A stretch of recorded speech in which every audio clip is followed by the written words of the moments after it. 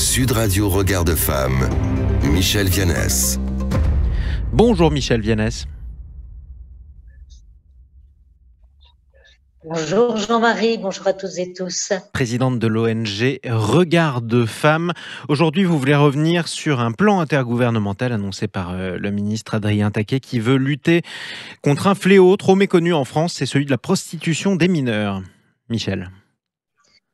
Oui, tout à fait. Le premier point positif de ce plan, c'est de faire justement sortir de l'ombre ce fléau qui concerne entre 7 000 et 10 000 jeunes au moins, et en majorité d'ailleurs des filles, qui subissent ces violences sexuelles, ces viols à répétition, et dont les conséquences sont évidemment néfastes à la fois sur leur développement, mais aussi sur leur santé psychique et physique. Le corps d'un ado, acheter le corps d'un ado et de la pédocriminalité. Il faut appeler les choses par leur nom. Et ce plan est interministériel, c'est intéressant parce que plusieurs ministères vont prendre en compte toutes les dimensions de ce fléau. Oui, une action transversale en quelque sorte. Alors, dénoncer ce fléau, c'est une chose, mais lutter contre, c'en est une autre. Quelles sont les actions qui sont prévues ? Tout à fait.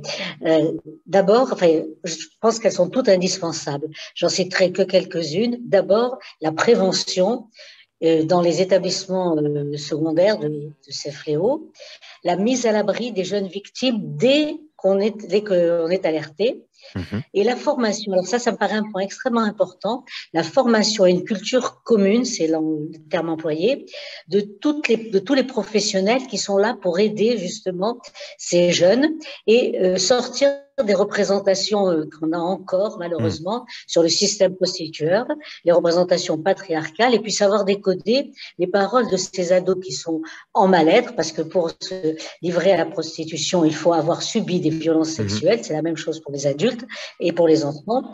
Et puis surtout, l'action sur les abuseurs, qui se passe par les réseaux sociaux, qui sont un extraordinaire média au service justement de tous ces abuseurs. Alors justement, on en a parlé des victimes, parlons des coupables, en tout cas des abuseurs. Qui sont-ils, Michel ?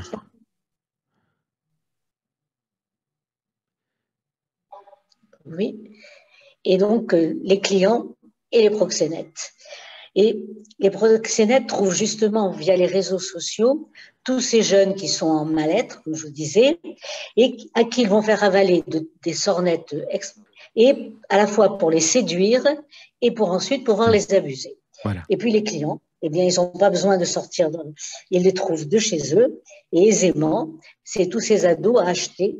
Et à ce sujet, c'est peut-être où le plan manque d'ambition, c'est je n'ai pas eu l'impression qu'il y ait des précisions sur les peines encourues par tous ces abuseurs.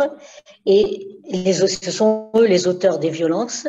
Bien sûr, les ados, comme vous venez de le dire, Jean-Marie, ce sont les victimes de ce système. Et voilà, et des victimes mineures, on ne le rappellera jamais assez.